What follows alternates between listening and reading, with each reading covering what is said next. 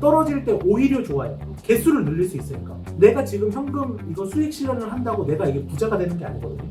떨어지면 개수를 늘려가니까 좋다. 수익 실현하신 분들이 조금 떨어졌다 다시 들어오시면 안 돼요. 안녕하세요. 오늘은 수익률 183%로 5월대에 1위를 하신 우승자분을 모시고 왔습니다. 안녕하세요. 본인 소개 짧게 부탁드리겠습니다. 저는 36살 남자입니다. 카페 운영하고 있습니다. 근데 원래 홈쇼핑 PD로 일을 하고 있었고요. 코인을 접하게 돼서 코인을 하고 상승장에 운 좋게 타가지고 남들 퇴직할 때 같이 퇴직을 해서 지금은 제 꿈을 쫓고 있습니다. 코인 시장에 들어오게 되신 계기가 있으실까요? 제가 원래 주식을 했었거든요. 제가 아무리 열심히 주식을 해도 코인하는 사람 수익률을 따라갈 수가 없더라고요. 코인은 24시간이라는 점이 메리트가 있었고 어떤 코인을 사도 수익성이 좋으니까 빠져들게 된 것 같아요. 트레이딩 운용 금액은 어떻게 되시나요? 저는 시작할 때 무조건 400만 원으로만 시작을 해요. 그리고 수익이 나는 대로 다 빼고 만약에 손실이 난다면 손실이 난 부분을 메꿔요. 400만 원. 그렇게 하루치를 만들고 그렇게 한 5번 정도 할 수 있는 자금은 선물 트레이딩 운용 금액으로 만들고 현물은 저축을 하고 있는 건데 제가 2년 동안 일해서 제 생활비 빼고 뭐 인건비 빼고 월세 빼고 그냥 다 빼고 나서 남은 돈은 저는 웬만하면 다 코인에 넣고 있거든요. 선물에서 수익이 나는 부분도 다 코인으로 넣고 있고 그래서 지금까지 매도를 안 해서 비트 지금 한 4개 조금 넘게 모았고요. 이더도 100개는 넘게 있습니다. 그럼 어떤 스타일의 매매를 하시고 어떤 종목을 주로 거래를 하시는지? 매매 스타일은 진입하는 순간 예약 매도와 예약 매수를 전부 다 걸어놓기 때문에 저는 거기에 대해서 더 관여는 안 하고요. 관여할 때가 딱 한 번 있어요. 큰 호재가 떴거나 큰 악재가 떴을 때. 근데 그 호재나 악재를 제가 빨리 캐치했을 때는 개입을 해요. 그 이외에는 개입을 하지 않아요. 선물보다 이제 현물을 메인으로 하고 계시는데 그럼 현물 매수 종목은 어떻게 되시나요? 저는 비트 이더를 지금까지 주로 모았고요. 리플을 좀 모아볼 생각입니다. 클레이튼도 조금 모으고 있어요. 추천은 안 드립니다. 클레이튼이 지금 저점이라고 생각이 드신다고 했는데 근거는 어떻게 되시나요? 제 매수 근거가 뭐냐면 원래는 제 포트폴리오에 없던 코인인데 얼마 전에 내부 거래 때문에 사건이 터져가지고 클레이튼이 많이 떨어졌어요. 사업자도 카카오에서 떨어져 나서 부분 독립된 운영으로 하기로 했고 어쨌든 그때 저는 악재가 하나 해소됐다고 생각을 하고 그만큼 가격이 많이 떨어졌어요. 근데 이번에 김남국 의원님께서 클레이튼을 또 시원하게 건드려 주셔가지고 김남국 코인이라는 이유로 더 떨어졌어요. 그래서 악재가 터졌는데 이보다 더 악재가 더 터질 수는 있겠죠. 근데 저는 지금부터 매수를 하면 어느 정도의 저점 매수이지 않을까. 저는 절대 뭐 발바닥에서 잡는다 이런 생각은 안 하고 지금이 무릎이겠거니 생각을 해서 모아가다 보면 수익성이 조금 클 것 같다는 도박을 합니다. 여러분은 안 사셨으면 좋겠습니다. 현물을 매수하는 근거와 매도하는 근거는 어떻게 되시나요? 저는 현물을 매도한 적이 한 번밖에 없어요. 코로나 때 월세 낼 돈이 없어서 그 월세를 내려고 매도를 한 것 말고는 매도를 한 적이 없어요. 전고점 찍을 때도 안 팔았고 15K까지 떨어질 때도 안 팔았어요. 저는 그냥 개수를 모은다는 생각으로 계속 모으고 있고 코인은 저축이라고 생각을 합니다. 그러면 매달 본업의 수익금에서 몇 퍼센트 정도를 매수를 하시나요? 제가 사업하는 사람이다 보니까 몇 퍼센트라고 말씀을 못 드리는 게 월급을 받는 게 아니라 일정치가 않아요. 제 생활비 빼고 대부분의 돈을 코인을 매수한다고 생각을 하시면 될 것 같아요. 3년간 이제 코인이 최고점을 찍었을 때, 그다음에 최저점을 찍었을 때 계속 코인을 매수하셨다고 했는데 혹시 지금 그런 비트코인의 평단가는 얼마 정도 되시는지? 저는 뭐 얼마를 넣고 지금 수익성이 얼마다 이거를 신경 쓰는 게 아니고 개수를 늘려가다 보니까 일부러 안 보고 있어요. 그냥 사면 지갑에 넣어놓고 사면 지갑에 넣어놓고 그 지갑은 보질 않아요. 확인 차원에서 개수만 확인하지 제가 흔들릴 것 같아서 보질 않습니다. 어차피 지금 당장의 수익은 매도하지 않을 거니까 의미가 없으시다는 거죠? 네, 의미가 없습니다. 지금 현재 사모으고 계시는 비트코인과 이더리움 가격이 이 정도면은 매도하겠다 하시는 목표 가격이 있으신가요? 목표하는 매도 가격은 없고요. 비트코인 반감기가 올 때 그때 한 절반 정도는 덜 생각입니다. 차트 분석하실 때는 보통 어떤 기법을 사용하시나요? 저는 차트 분석을 하질 않습니다. 그럼 어떻게 매매를 하고 계시는지? 저는 주식하던 스타일이 있어가지고 모두 다 하시겠지만 진입하기 전에 오늘의 주요 일정표를 봐요. 경제 캘린더에 나온 것들 예상 수치를 제 나름대로 분석을 해요. 이렇게 나올 거다. 유튜버 분들이 분석해 주신 것도 많고 외국 유튜버들을 좀 많이 봐요. 그분들이 분석을 되게 잘해주세요. 그 부분을 믿고 저만의 스토리를 짜죠.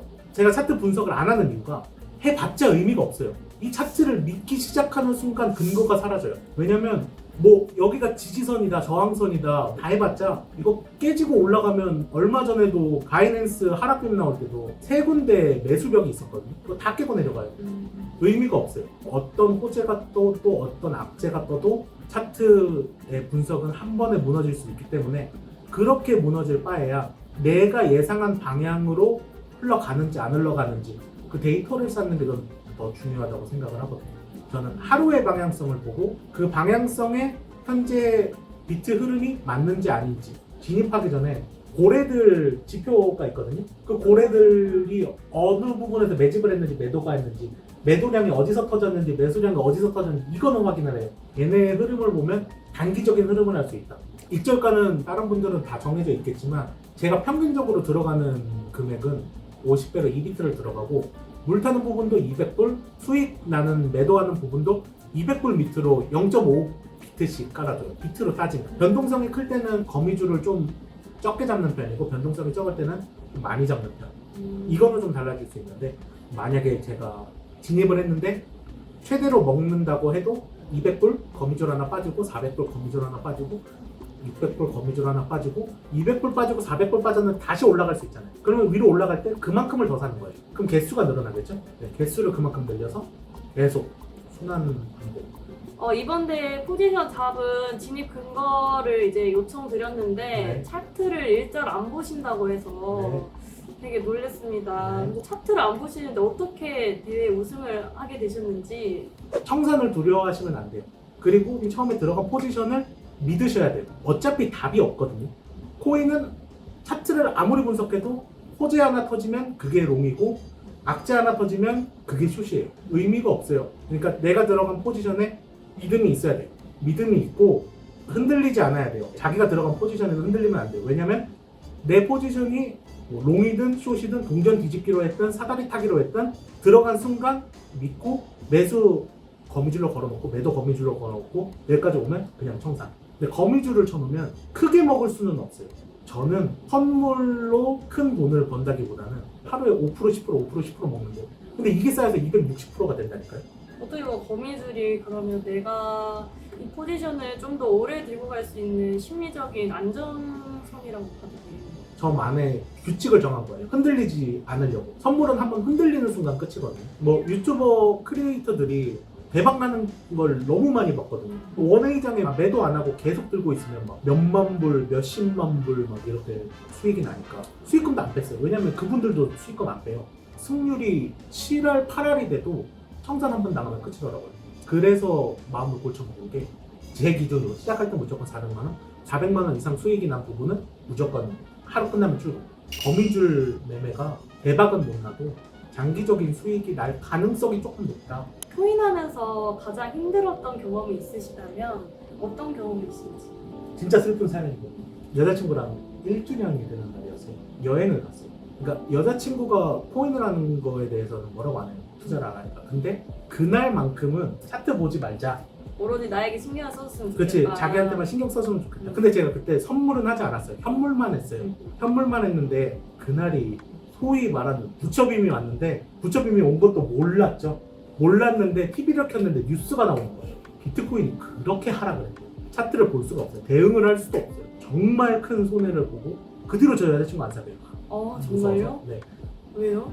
그게 좀 PTSD가 좀 크게 왔어요. 제가 이제 사업을 좀 준비하는 단계였는데 사업 자금을 지금 물타기로 넣어야 되나 말아야 되나 너무 스트레스가 심해가지고 네, 여자친구한테도 그 뒤로 잘 못하고 그래서 제 소홀함으로 인해 헤어지고 난 진짜 꿈을 이루기 전까지는 집중하는 게 좋지 않을까. 반감기도 정해져 있으니까 이 반감기까지만이라도 좀 현생 열심히 살아서 해보자.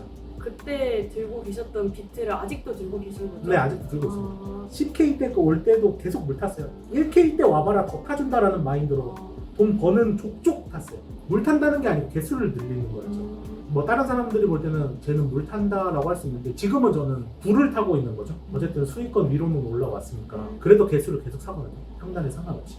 나만의 매매 원칙과 기준이 있으시다면 매매 원칙이라고 하면 저는 들어가는 포지션 즉시 물 타는 포지션 다 잡아놓고 매도하는 포지션 다 잡아놓고 물 타는 포지션까지 다 포함해서 스탑로스가 어딘지 정해놓고 저는 차트보다는 뉴스 위주로 봅니다. 대응만 할 수 있게.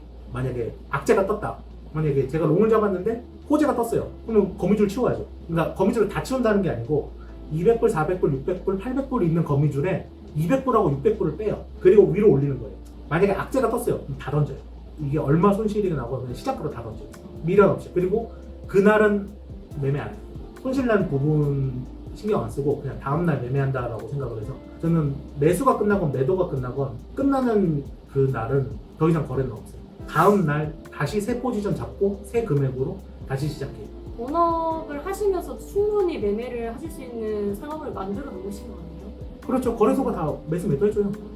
코인의 개수를 모아간다고 하는 이제 제 주변에 있는 친구들도 결국에는 그 마이너스 되는 순간을 못 견디고서 나가거나 아니면 그 수익을 보고서 나가는 경우가 많더라고요. 그런 분들 대부분이 거래소에 가지고 있는 분들이에요. 코인을 거래소에 가지고 있으면 내 지금 가치가 얼마고 이게 다 나오잖아요. 저도 그랬거든요. 그래서 거래소에 두면 안 돼요. 개수를 모으신다고 마음을 먹었으면 홀드 지갑으로 보낸다. 언젠가 오를 거라는 기대감으로 만약에 떨어져도 뭐 떨어질 때 오히려 좋아요. 개수를 늘릴 수 있으니까. 내가 지금 현금 이거 수익 실현을 한다고 내가 이게 부자가 되는 게 아니거든요. 현물을 모으시는 분들은 그렇게 좀 마음을 먹으셨으면 좋겠어요. 떨어지면 개수를 늘려가니까 좋다. 수익 실현을 하실 분들은 수익 실현을 하셔도 좋은데 수익 실현하신 분들이 조금 떨어졌다가 다시 들어오시면 안 돼요. 내가 지금 이때 팔았으니까 지금 이 정도 손해봐도 지금 사면 되겠다. 내가 잡는 곳이 발바닥이라고 장담할 수가 없거든요. 더 떨어질 수가 있어요. 10중 팔고 더 떨어지면 손절해요. 그분들 마인드가 그거예요. 자기 위로를 해요. 난 이 정도 수익 봤으니까 이 정도 떨어져도 나는 본전이야. 그냥 본전으로 나갈래. 결국 이 구조는 수익을 볼 수가 없는 구조예요. 웬만하시면 선물 모으시는 분들은 매수 타점, 매도 타점을 잡아서 수익을 본다고 생각하지 마시고 개수를 늘려가서 5년, 10년 뒤에 내가 이 돈으로 일을 적게 해도 어느 정도 여유 있게 살겠다. 라는 믿음으로 그렇게 생각하셨으면 좋겠다. 4,700불의 상금을 받아가시게 됐는데 상금 어디에 쓰실 계획인가요? 사실 제가 이번에 여행을 가는데 예약해 놓은 돈 빼고 그 여행 갈 때 쓸 돈 빼면 나머지는 다 선물 선물을 살 생각입니다. 앞으로의 매매 목표와 계획은 어떻게 되시는지 내동하지 않고 지금 제가 잡아준 제 나름의 기준만 지키면서 수익이 나건 손실이 나건 신경 많이 안 쓰고 그러다 보면 결국 수익권으로 접어든다. 손실이 와도 크게 손실을 보지 않는다. 마지막으로 이제 시청자분들께 하고 싶은 말이 있으시다면 자두님이 이뻐요. 혹시나 자두님 얼굴이 궁금하다라고 하면 대회를 참여하시면 됩니다. 대회를 참여하셔서 고배 치지 마세요. 한 5배 치세요. 그러면 한 50명 참가하는데 40명은 마이너스로 떨어지거든요. 그렇게 간 보시다가 아, 난 진짜 자두님하고 얼굴 한번 보고 싶다. 저 배로 간만 보시다가 마지막에 승부를 보셔도 수익권에 들지 않으실까 생각합니다. 제가 마지막으로 드리고 싶은 말씀은 제 매매법으로는 수익성이 그렇게 크지 않아요. 재미가 없을 수 있고 지루할 수도 있어요. 남들 다 먹는 장에 나는 못 먹어요. 방향을 맞췄는데도 못 먹어요. 그럼 결국 흔들리거든요. 그래서 자신만의 매매 방법을 찾는 게 중요하다고 생각을 해요. 저는 제 방법을 알려드린 거고 제 방법을 따라한다고 답이 되는 것도 아니고 수익이 무조건 나는 것도 아니고 자신만의 방법을 찾아서 그 방법, 그 기준을 지켜나가는 노력을 하시는 게 중요하지 않을까라는 생각을 합니다. 오늘 너무 좋은 말씀 해주셔서 너무 감사하고요. 오늘 인터뷰하시느라 너무 수고 많으셨습니다. 네, 감사합니다. 감사합니다.